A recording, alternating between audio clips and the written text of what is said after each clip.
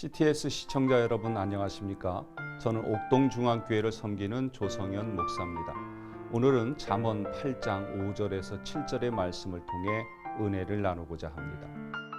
어리석은 자들아 너희는 명철할지니라. 미련한 자들아 너희는 마음이 밝을지니라. 너희는 들을지어다 내가 가장 선한 것을 말하리라.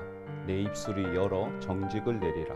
내 입은 진리를 말하며 내 입술은 악을 미워하느니라. 이렇다더라. 누가 그러던데 세상에서 제일 무서운 말이라고 저는 생각합니다. 대화법에서는 자신이 직접 듣고 보고 느낀 것만을 이야기하라고 가르치고 있습니다. 제3자에 의하여 전달된 것은 진실이 아닐 가능성이 높기 때문입니다. 그러나 지금 이 시대는 가장 단순한 기본을 지키려 하지 않고 있습니다. 무조건 던지고 봅니다. 프랑스의 어느 변호사는 한국을 향하여 감시, 밀고 국가라고 정의를 하면서 프랑스의 민주주의와 다르다, 비교할 수 없다고 비평을 내놓았습니다. 이것은 프랑스의 한 변호사만의 문제가 아닙니다. 중국도, 미국도, 일본도 그 외 다른 나라들도 같은 패턴의 비평들을 했습니다. 한국의 상황도 마찬가지입니다. 서로의 편만을 위하여 이제는 가짜 뉴스를 진실처럼 보도하고 있습니다. 단지 자신의 이익과 돈을 위해서 말입니다. 그럼 이러한 사람들은 무엇 때문에 이런 비평이나 가짜 뉴스를 아무렇지 않게 이야기하는 것일까요? 그 이유는 단순합니다. 그것은 보호 심리 때문입니다. 사람은 자신이 불리하다 느끼면 보호 심리를 작동하게 됩니다.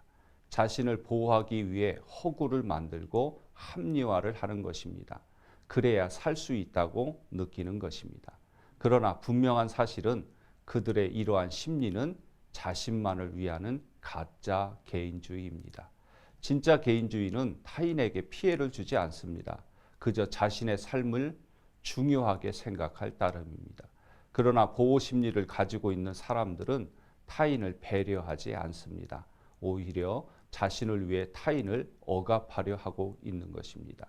여기서 중요한 것은 이러한 심리적 상황이 나오는 이유는 다른 사람들을 바라보지 못한 시선에서 출발합니다. 제목을 무식함의 착각이라고 한 것도 여기에서 출발한다 보시면 됩니다.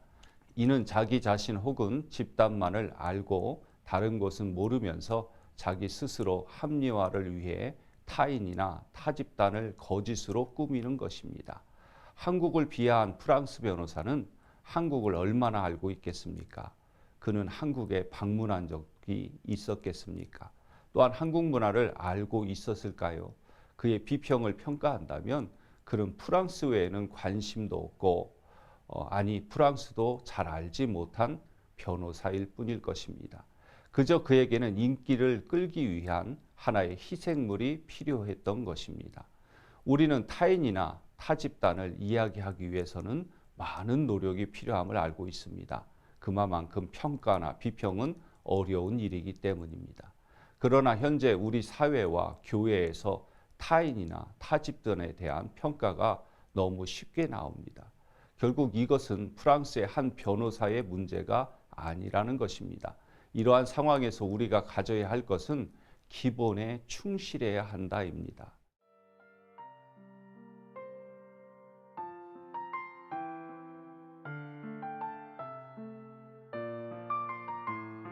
잠언을 통해 성경은 우리에게 하나님의 사람은 말이 중요하다 가르치고 있습니다.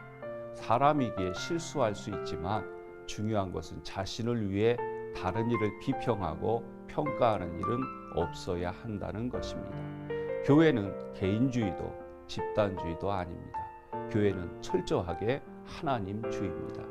하나님주의는 하나님의 생각이 중심이 되는 곳입니다. 그러기 위해서는 나의 생각이 중심이 되어서는 안 됩니다. 교회는 하나님의 생각이 중심이어야 함을 다시 한번 기억하시는 CTS 시청자 여러분들이 되시길 바랍니다.